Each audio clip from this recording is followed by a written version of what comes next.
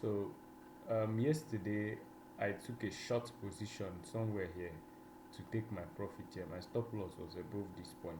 So why I said the inverse position is that if you look at what we do, a typical person like all these people who trade what they call SMC on Twitter and all that, they will see this place, see that this place has this point has broken this high. So what they will see when they see this thing form, they will think this is an order block and they're expecting it to go long.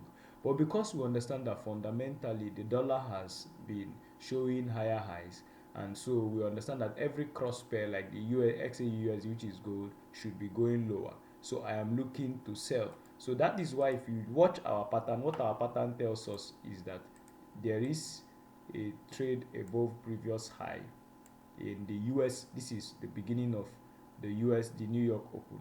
So there is a trade above previous high here. Then what am I looking for?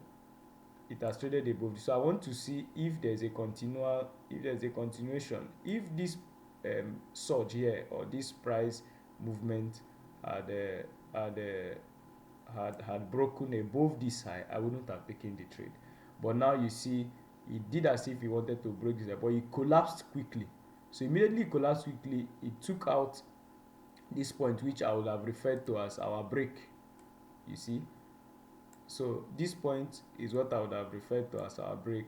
Then what I'm looking for now is entry. So I looked at this point, I entered somewhere around here. Although I didn't enter earlier, I entered somewhere around here.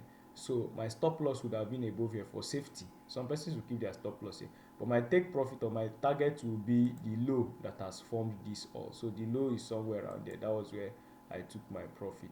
And I think I did that here, and by this morning the trade immediately took me out here, and for my profit, you can see immediately it took out this liquidity, because liquidity is very very important in the market.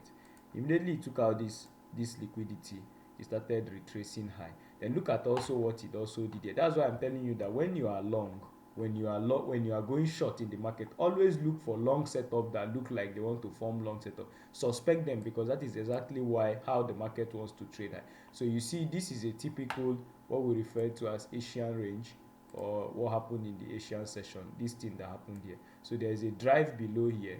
Now you know what we're looking for. We're looking to go short. So what we want to see is for price to take out opposing liquidity, meaning it needs to take out the liquidity on the long side. People who are buying, who have placed their stop loss above here because they've sold this point. So it wants to take out this liquidity. So what does it do? It goes here. Typically at the beginning of the London session, we see that this is the high.